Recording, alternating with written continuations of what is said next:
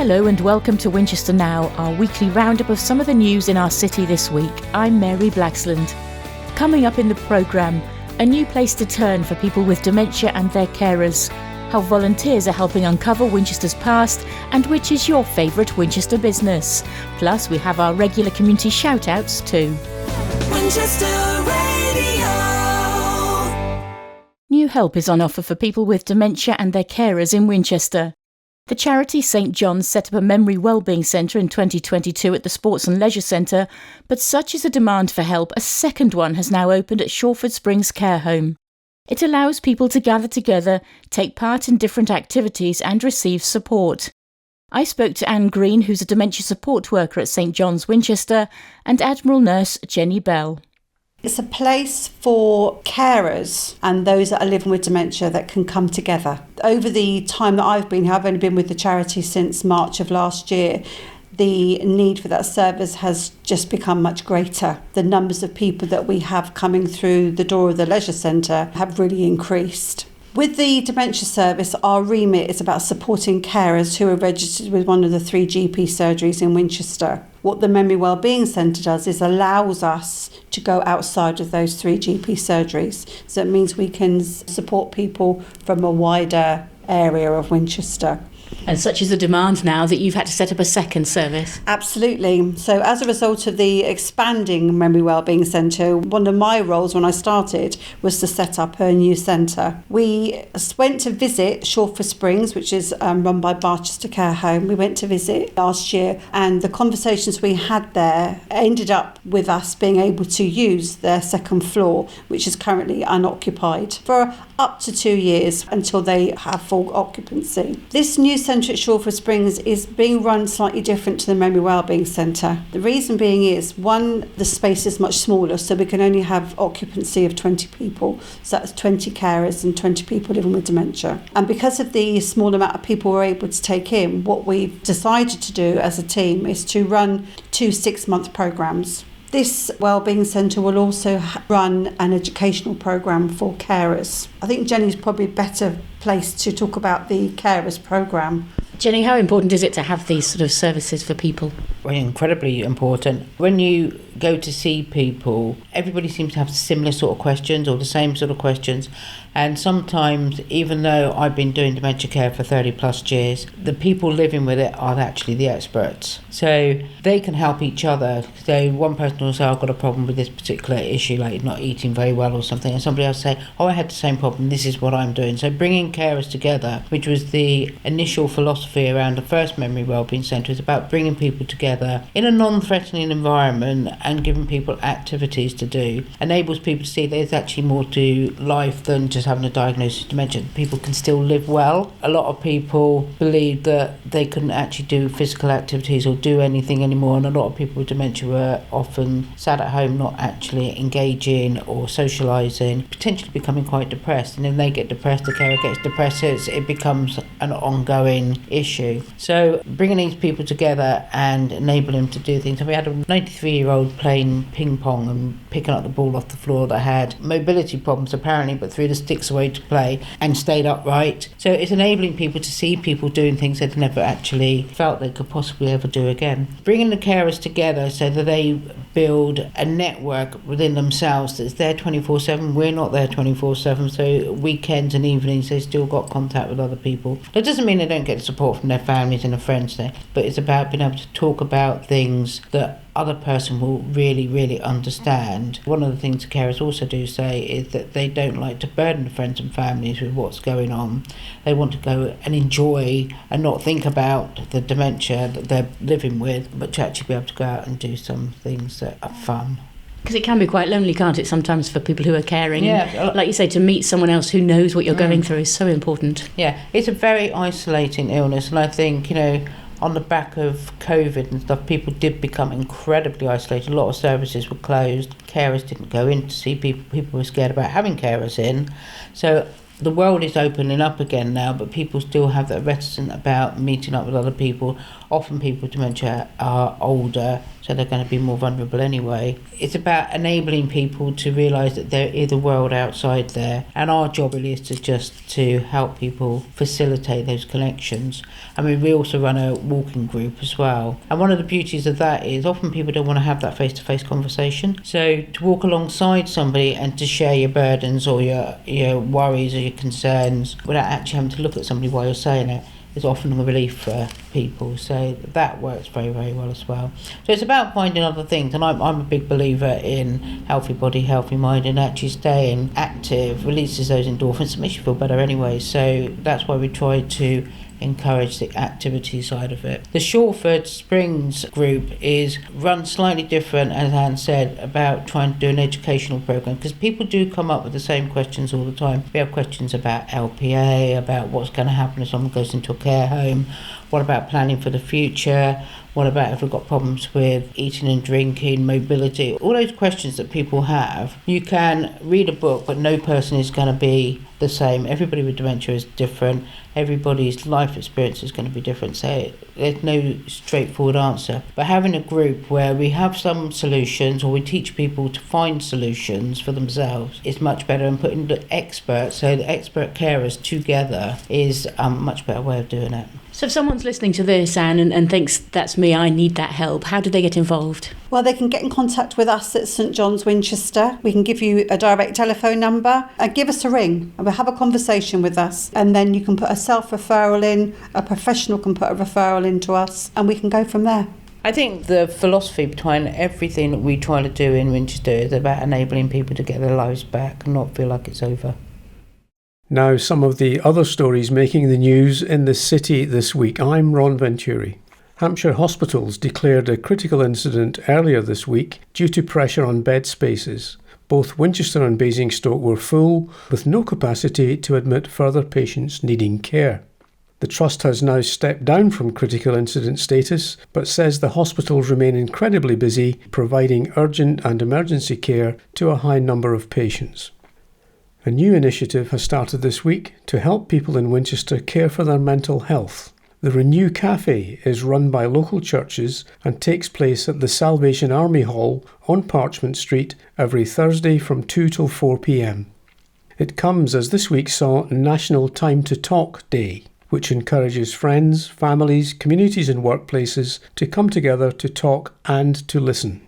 Sonia McLean, Senior Programme Manager for NHS Hampshire and the Isle of Wight, recorded this message for Winchester radio listeners about why it's important and the help that's available.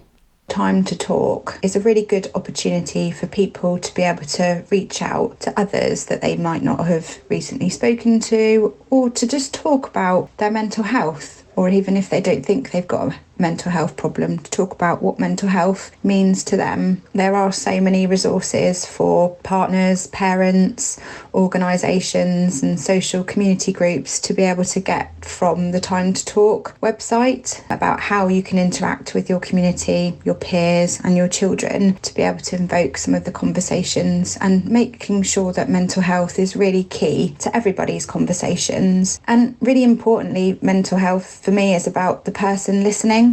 And when you are going to ask somebody about how they are feeling and sort of what mental health means to them, is to make sure that you've got time to listen, really actively listening to somebody. And remember, you're not there to solve their problem, because you can't always, but you're there to offer some advice or maybe some reflection of maybe similar experiences that you've had and how you've been able to overcome them. A cuppa and a cake always sort of goes down quite well. And also to make sure that people are really aware of the resources that are available to them locally. So across Hampshire and the Isle of Wight, people can text HANTS to 85258, which is the Shout service manned by volunteers from Shout 24/7. But it's a text messaging service. So if people interact better via text messaging, then that's a really good way to get that help and support. That's available for everybody. There's no age restrictions within that at all either. And then there's talking therapies, NHS talking therapies. You can go on to nhs.uk and you can search talking therapies, and there's various talking therapies across our region as well. well. And then you've got Cooth for our younger people, so for the ages of 11 to 25, and it's emotional wellbeing and counselling support for children and young people. Then you've got the mental health triage service, and that's available via NHS 111, and that's open 24/7, 7 days a week, like NHS 111 is. And there's mental health practitioners available to talk to people about their mental health. And I just want to make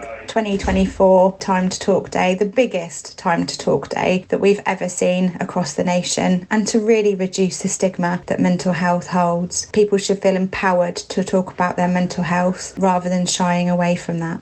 Meanwhile, a new drop-in service opened this week for young people aged 11 to 25. It's run by Winchester Youth Counselling and is held at the South Downs Cafe in King's Walk each Wednesday from 4 till 5 p.m. Youngsters can talk about how they're feeling, discover ways to improve their well-being, and learn about local mental health support services. No appointment is necessary, and it's free to attend. That's at the South Downs Cafe in King's Walk, Wednesdays from 4 till 5. Disruption to rail services from Winchester continues into next week, with industrial action by the union ASLEV as part of their ongoing dispute over pay. An overtime ban is in place until Tuesday, with passengers advised to check before they travel. Now, have you got a favourite business, shop or charity in Winchester? And if so, you could nominate them for a Business Excellence Award. The awards, organised by the Hampshire Chronicle, Winchester Bid and Hampshire Chamber of Commerce, were launched this week. And Anna O'Brien spoke to Dr Paul Spencer, the Executive Director of Winchester Bid.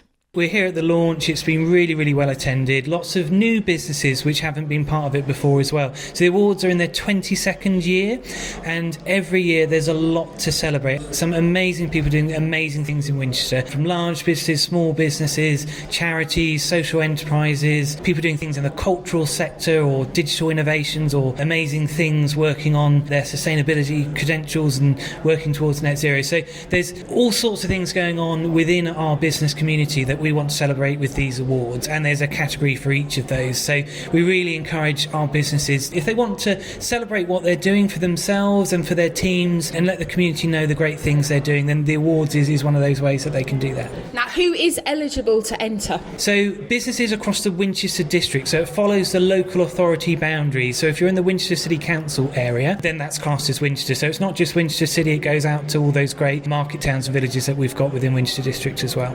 And if people would like to find out more about the different categories you've mentioned. So the Hampshire Chronicle is one of the key organisers, so it's us as Winchester Bid with the Hampshire Chamber of Commerce and Hampshire Chronicle. So if you go onto the Hampshire Chronicle website or see the newspaper, then you can find out all about it. Also, if you put into your search bar on your browser winchesterbusinessawards.co.uk, and that'll take you through to the relevant page as well.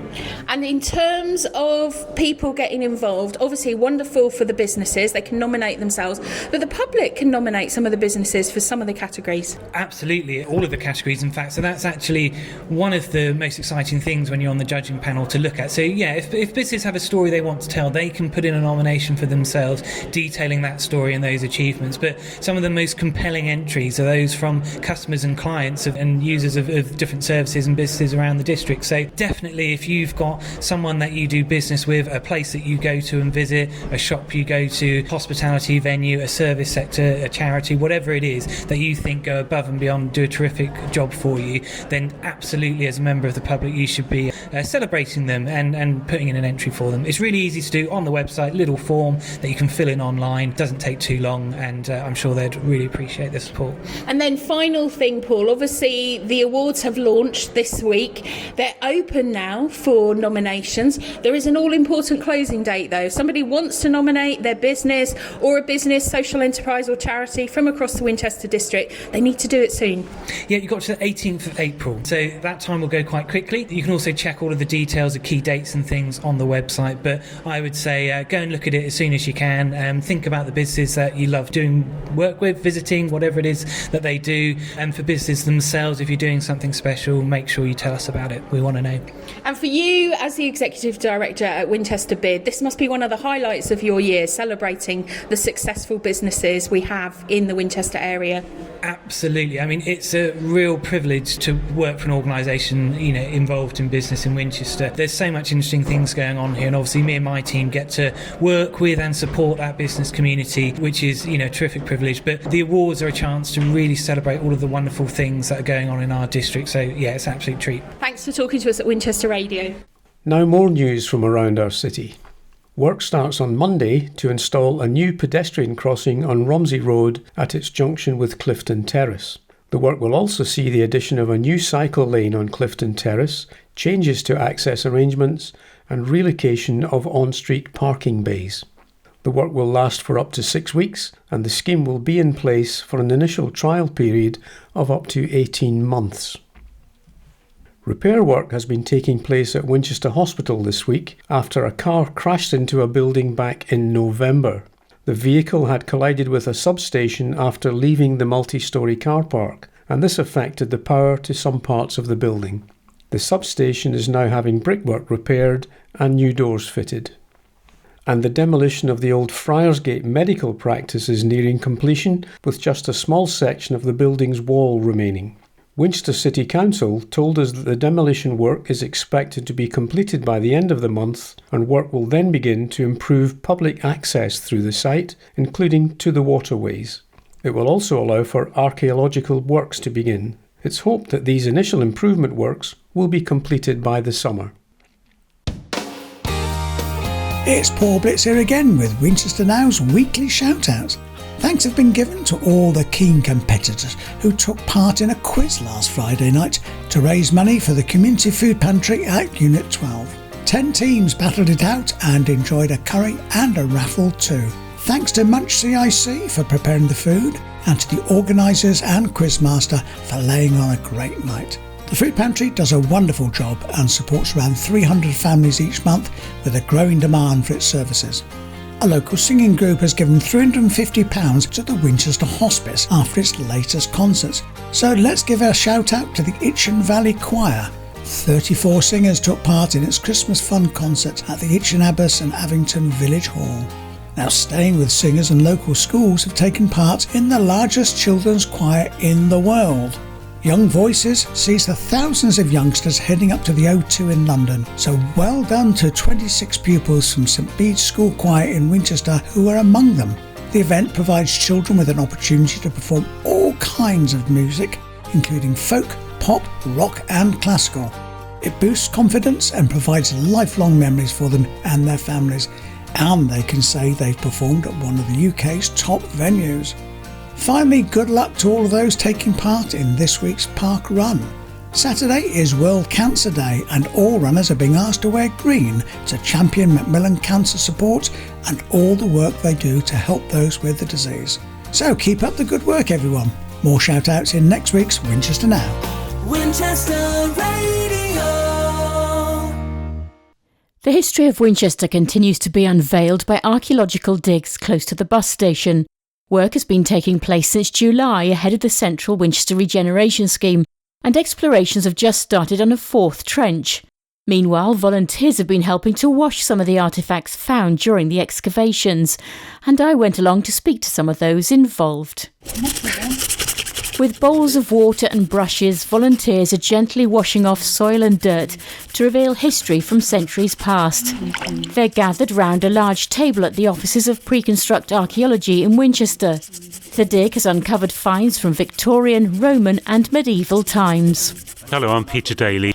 And tell me about some of the things that you found. What's the most exciting thing you've had to clean? Well, hard to say, actually. I like the medieval pottery, the early scratchware. There's a lot of glazed pottery coming up. Also, in amongst all that, we've got some Roman finds. It's the sheer diversity of what's on the site, and being Winchester, you could find anything. So you must be quite excited to see what comes in next. That's the fun of it, because a lot of the artefacts come in very mud-laden. You only find out what they are, obviously, once you've cleaned them. One nice piece was a piece of encaustic floor tile, and that's quite high status. And also I enjoy sort of pottery, and there's some lovely sections of medieval ridge tiles, so I quite enjoy finding those items. It's just a joy going home and thinking, I saw that today, or wash that. Just really don't know what you're going to find. It's steeped in history. My name's Ben Cornwell. And what do you most enjoy? Why did you want to get involved in this? I think it's mostly due to learning the history of archaeology. I was a big fan of Time Team back in the day, so I came along. It's very nice going to the site every now and then. It's really nice to just see the people just digging and just seeing the archaeology just come to light, really.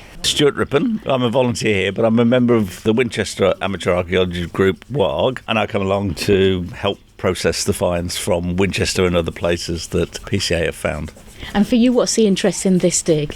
In this dig, very much the breadth of the finds. We're finding stuff from Victorian right the way back to Roman finds, and the odd little bit of earlier stuff, which is really quite nice to find. And you've got some mucky water there. What's it like actually doing this work? It must be quite time-consuming. It's a bit cold. But no, I mean, we try and keep the water as clean as we can, because if you wash it in dirty water, the finds will end up dirty at the end. So we try and keep it as clean as we can. But it must be exciting to see when you get it out of the water, what you've actually discovered. Absolutely. I washed a piece of bone 3-4 weeks ago, and it turned out to be a tally stick which had cut marks on it where somebody had been using it to count the number of things that they'd made so that they could get paid that day or that week. Yeah, that's really interesting when something just comes out unexpectedly like that. This is one of the funnest things you can do, is you get to use the shaker. Pour it in like that, pop the lid on. Then you come out with everything sorted down by size. I'll pull out the fines from it, so, the oyster shell, bits of building material, and animal bone and things like that. And as it gets finer and finer, you get smaller and smaller artifacts. Hi, my name is Megan Mangum. I'm one of the archaeologists that's been excavating down at the Central Winchester Regeneration. So tell me a bit about what's been happening down there recently. Recently, we have completed a couple of other trenches. So we've got 1, 2, and 3 finished, and we're opening trench 4. I think the last time we spoke was trench 1 that was primarily the focus. Yeah. So trench 2, we found a wooden medieval revetment with all the posts, the slats in it, still intact and still holding back the river. So it was very good, really well built. And I found an egg, a duck egg, a medieval duck egg next to it. It was the strangest find. We completed trench 3, in which we had several chalk floors and an awful lot of posts, several structures. We had a couple of places where it looks like we had flint and timber buildings that had potentially burnt down. We had a potential box drain down at just on the post-Roman levels as well. Very exciting stuff and an awful lot of material. And we're hoping that we'll get just as many exciting finds in Trench 4, which we just started this last week. A lot of the finds are being cleaned here today, aren't they? Yeah, we have been having volunteers come in twice a week and wash the finds from it, and it's been pretty great. Got a lot of interesting things. Well, we've got a lot of medieval pottery, an enormous amount of animal bones. So I think because we're down by Tanner's Lane, there was an awful lot of butchery and processing that was happening, and we've got a lot of remnants from that. Yeah, we've had some really interesting, as we call, small finds. So some keys and some a stylus and what may be a part of a cosmetic set, so a spoon. I think it's silver plated, which is pretty exciting. Yeah, just working our way through all that material. And what happens now? How long have you got left to discover more? This new trench we'll probably get through in the next month or so, and then we'll continue the process of post-excavation process of washing the materials. A lot of the pottery and the small finds and the bones are being sent off to specialists to get more data about that, so we can start to put together a more complete picture of what's going on and get some real analysis going. That is sort of, in a lot of ways, the more exciting part of it. Because even though I personally love digging holes and being down in the dirt and pulling the timbers and things like that, we've got an enormous store of wooden material. The preservation on that has been outstanding. You just don't find it. But getting specialists to then say, oh, okay, well, this was planed, this was worked in this way, this means this means that, and then really building these pictures of these various layers is the exciting part. So that in the next few months will be great. Do you need more volunteers? There's more that people can do if they want to get involved. Yeah, I think we have volunteers days going through the 22nd of February. The sign-up's available on the website, and we'd love to have people come down. Yeah, hopefully we'll get to extend it beyond that. That'd be great. There's still time to get involved with the project. If you're interested in joining the team, visit pre-construct.com. That's pre-construct.com. Archaeological volunteers ending our programme today. Until next week, goodbye and many thanks for listening. You've been listening to Winchester Now. We hope you've enjoyed this weekly programme from Winchester Radio. If you have a story to share with us, please let us know. You can drop us an email. We're news@winchester.radio. And you can follow us on social media platforms. Just search for Winchester Radio. Winchester Radio.